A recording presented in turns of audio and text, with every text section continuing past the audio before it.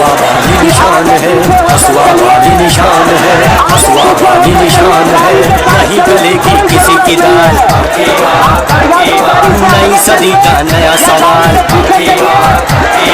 आ गया है हसुआ बाल, छा गया है हसुआ बाल, नहीं गलेगी किसी की दाल। नई सदी का नया सवाल, आ गया है हसुआ बाल, छा गया है हसुआ बाल।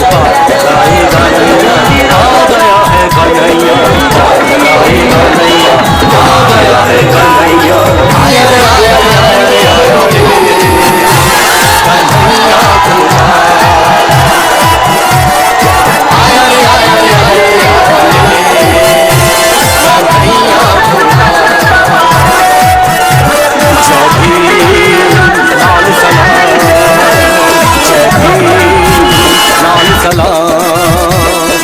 मिल रहा है हौसला, बन रहा विश्वास, मिल रहा है हौसला, बन रहा विश्वास, कर रहा हर कोई अपने होने का एहसास, कर रहा हर कोई अपने होने का एहसास। फिर से बंजर धरती पर उगने लगी है घास, फिर से बंजर धरती पर उगने लगी है घास। निकले हैं करने जवां कदम, रास्ते नए तलाश, निकले हैं करने जवां कदम, रास्ते नए तलाश। छूट चुके जो तीर अब देंगे, छूट चुके जो तीर अब देंगे मकसद को अंजाम, मकसद को अंजाम। हर मंजर बस लाल है, हर मंजर को लाल सलाम, हर मंजर बस लाल है, हर मंजर को लाल सलाम।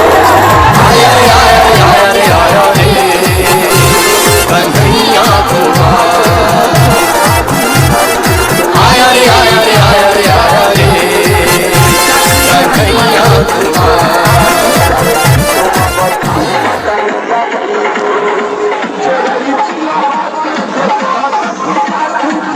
होते अगर मनमोहन सिंह देश के प्रधानमंत्री नहीं बने और नरेंद्र मोदी को लोगों ने देश का प्रधानमंत्री बनाया, इसका मतलब ये है कि मोदी जी आप जो है बाल पोथी की मनोहर कहानियां मत बनाइए, ये मत समझाइए कि नेहरू जी क्या थे, ये बताइए कि आपने क्या किया है, लोगों के खाते में 15 लाख रुपया पहुंचा कि नहीं पहुंचा। इस सवाल का जवाब दीजिए, इस सवाल का जवाब दीजिए कि लोगों को 2 करोड़ नौकरी क्यों नहीं मिली, इस बात का जवाब दीजिए। इस बात का जवाब दीजिए कि आपने नारा लगाया था पिछले चुनाव में, बहुत हुआ किसानों पर अत्याचार, अब की बार मोदी सरकार। क्या हुआ, क्या हुआ किसान का? किसान की हालत ये है कि 12,000 किसानों ने आत्महत्या की है और किसानों को जो बीमा देने वाली कंपनी है उसको 10,000 करोड़ का मुनाफा हुआ है। ये है किसानों की हालत इस देश में। और आपको सुनकर के आश्चर्य होगा कि इस बार बनारस में तमिलनाडु के 111 किसानों ने यह संकल्प लिया है कि इस झूठे प्रधानमंत्री के खिलाफ वो नामांकन भरेंगे, उनके खिलाफ वो चुनाव लड़ेंगे बनारस से। ये उनका फैसला है। एक तरफ किसान मर जाए खेतों में और उनका बच्चा जवान मर जाए देश की सीमा पर, ये अपनी पीठ थपथपा करके फर्जी राष्ट्रवाद का नारा लगा करके इस देश की सत्ता पे काबिज होना चाहते हैं। उस बात को आप समझ लीजिए। क्या होता है राष्ट्रवाद? राष्ट्र का मतलब क्या होता है? राष्ट्र राष्ट्र के लोगों से बनता है। अगर देश में किसान आत्महत्या कर रहे हो, अगर 45 साल में देश सबसे ज्यादा बेरोजगार हो, अगर इस देश में इंजीनियरिंग करने के बाद नौजवानों को कहा जाए कि आप पकौड़ा बेचिए, ये शिक्षा का अपमान है, ये लोगों का अपमान है। इस बात को आप समझिए। ये कितनी अजीब बात है कि जो मंत्री जी 10वीं फेल हैं वो मंत्री बनेंगे और जो इंजीनियरिंग किया है, बीटेक किया है, वो पकौड़ा तलेगा। ये किस बात का न्याय है? इसका सवाल पूछना चाहिए। दोस्तों, ये गंभीर सवाल है। इस सवाल को आप समझिए कि जिनके बच्चे शहादत दे रहे हैं, जिनके पिताजी खेतों में मर रहे हैं, ये दोनों किसान से लेकर जवान तक आज प्रधानमंत्री नरेंद्र मोदी के खिलाफ बनारस से चुनाव लड़ने जा रहे हैं। बीएसएफ का वो जवान तेज बहादुर यादव बनारस से चुनाव लड़ रहा है और 111 किसान बनारस से चुनाव लड़ रहा है। ये इनकी हकीकत है। और अमित शाह आकर के राष्ट्र कवि की इस धरती पर हमको राष्ट्रवाद का पाठ पढ़ाने के लिए आए थे। एक बात मैं आपसे पूछना चाहता हूँ। ये कहते हैं टुकड़े टुकड़े गैंग, कौन कर रहा है टुकड़ा टुकड़ा इस देश का? अपने दिल पर हाथ रखिएगा और एक बार सोचिएगा कि किसने इस देश को टुकड़ा टुकड़ा करने का प्लान बना रखा है। आप जरा उसके बारे में समझिए। चुनाव हो रहा है, बेगूसराय में चुनाव हो रहा है। एक सेकेंड हैंड मिनिस्टर हमारे पास चुनाव लड़ने के लिए आए हैं, सेकेंड हैंड नारा लेकर। और वो सेकेंड हैंड मिनिस्टर, उनकी सच्चाई क्या है? सच्चाई ये है कि आप उनका सोशल मीडिया प्रोफाइल जाकर के चेक कर लीजिए। उनकी मिनिस्ट्री क्या कर रही है इसके बारे में आपको कोई जानकारी नहीं मिलेगी। किस बात पर लोगों को पाकिस्तान भेजा जाएगा, इस बात की पूरी जानकारी आपको मिल जाएगी। तो जब हमने ये सवाल पूछा कि आप कहाँ के मंत्री हैं, आप देश के मंत्री हैं, हिंदुस्तान के मंत्री हैं कि पाकिस्तान के मंत्री हैं, गिरिराज बाबू जरा आप ये हमको समझा दीजिए। आप बात बात पे कहते हैं, इन्होंने कहा कि जो मोदी जी की रैली में नहीं जाएगा वो देशद्रोही होगा, खुद ही कंबल तान करके सो गए। हर बात पे क्या मानते, क्या भरोसा करते? पहले कहलखिन कि कुछ भी हो जाए हम नवादा से ही चुनाव लड़ेंगे। नवादा से यदि नहीं लड़ने दिया जाएगा तो हम राजनीति से संन्यास ले लेंगे। संन्यास तो वो नहीं लिए। बेगूसराय के लोग 29 तारीख को उनको संन्यास दे देगा, दीजिएगा कि नहीं दीजिएगा?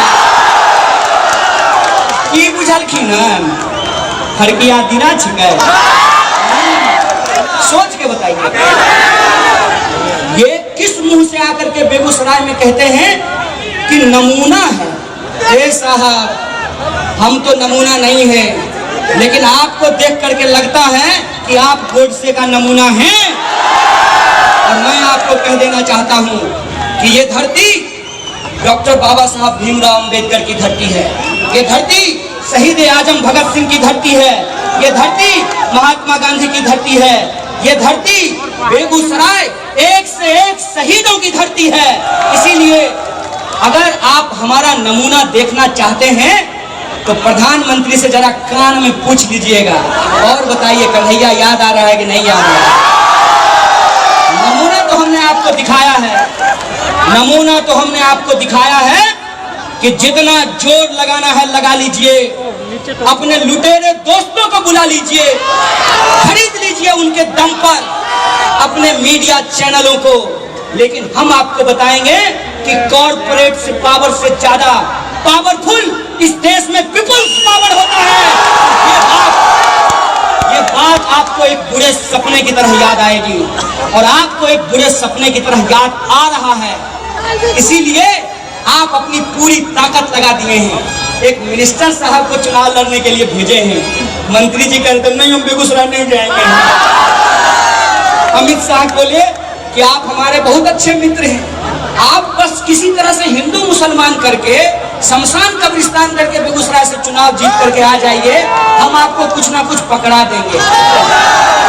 बेगूसराय के लोग टुकड़ा पर पड़े हैं।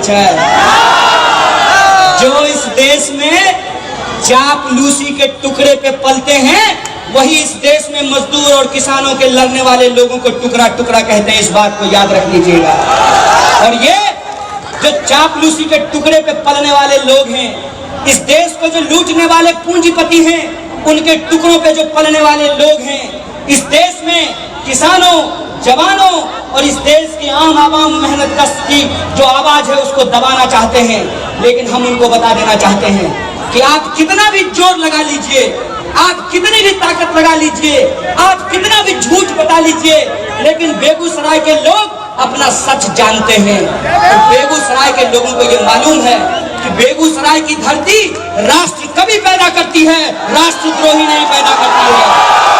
और रही बात मुकदमे की, तो ये साहब एक क्या 1000 मुकदमा कर लीजिए।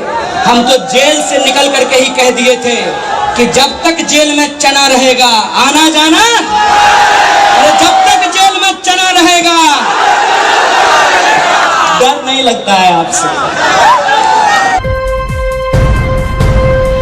लाइव टीवी, सच सबसे आगे।